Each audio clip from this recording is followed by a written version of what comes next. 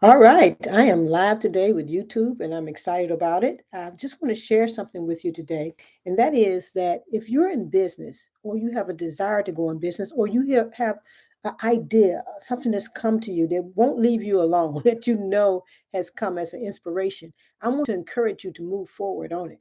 And the reason why I say that to you is because God will not bring you to the birthing room and not give you strength to deliver. So many times we get an idea, a thought, and what we do, we minimize it. We say, wow, I got this big idea, but you know what? Maybe if I just take a little bite off of it, I'll try for something small and then that bigger thing will come. No, that's not how it goes. You go after the big thing because you cannot make things, create big things, manifest big things that you haven't imagined. You know, I'm reading this book right here entitled The Highest Level of Enlightenment. This is by David Hawkins. And one of the things he says in this book is that everything, all that manifests, arises from that which is unmanifest. He said, all that manifests arises from that which is unmanifest. What does that mean? It means that everything that comes into existence in this physical world already exists somewhere else, but has not been manifested in the physical world yet.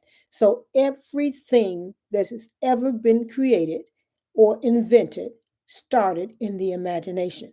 So you do not want to discount your imagination. If you're in business and you are struggling to achieve the things you want to achieve, sit down and I want you to begin to imagine your business working. And I want you to see how it works. And through that time of imagination and visualization, start meditating on the success that you will have. And then ideas will come to you. It's hard to get ideas when you're sour or you're disappointed or you're disgusted or you feel like you're a failure. You can't manifest from that space. I know I myself have to make sure I don't slip into that space. I'm working on several businesses now of my own. And I know that I cannot allow myself to slip into a space where I cannot manifest. You cannot manifest from disappointment. You cannot manifest from hopelessness. You have to rise up. Now you say, how do I do that though? I'm faced with all these hopeless situations. Begin to be grateful for what you do have. Start off being grateful. Just look around at what you do have. And every day, when that feeling comes to try to drag you down, because that's what it does, it comes and it just tries to flood into your space and fill your room with disappointment because it knows that if it fills your room with disappointment, you cannot manifest from that point. You cannot manifest from that state. And if you do manifest, it won't be anything that you want to live with, right? So, what do? I focus on what I'm grateful for. I focus on what I have. I focus on the promises of God. And I don't say, well, the promises of God is this, but I don't have it yet. I say, no, I own that promise. There's nothing in the promises of God that I do not own. And so, therefore, I can call those things that be not as though they were. Now, you said, but they still look a mess. Everything still looks a mess. Well, I want you to know when Jesus cursed that fig tree, it still looked the same way it did when he cursed it until the next day when they came. They said, wow, the tree that you cursed has been uprooted. Well, that's exactly what's happening in your own life. You've got to move forward. You got this idea, you got this vision, right? It's for a reason. It's a calling to you to gift that idea to the world. The physical world is waiting for the gift that you've been given.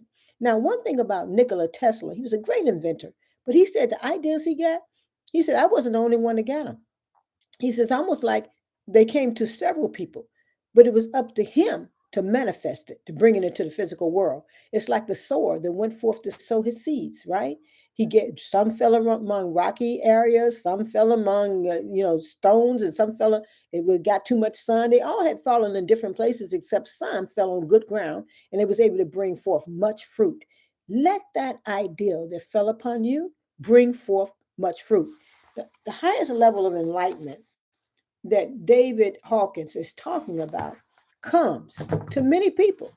But enlightenment can't stay where it's not welcome, right? Enlightenment can't stay where it's not understood to be something of value. Consciousness will go back to unconsciousness if you fail to accept the challenge that's before you. So I'm Dr. Pat, and I'm always going to be encouraging you to rise to purpose. But today I say to you, it's time for you to take the leap. Okay? Because sometimes the purpose that you have in your life and where you are just don't connect. At that point and at that time, you simply have to take the leap because that's the only way to get here from there. I'm Dr. Pat, and of course, I'm the one that's encouraging you to take the leap and to know that God will not bring you to the birthing room and not give you strength to deliver. Thank you.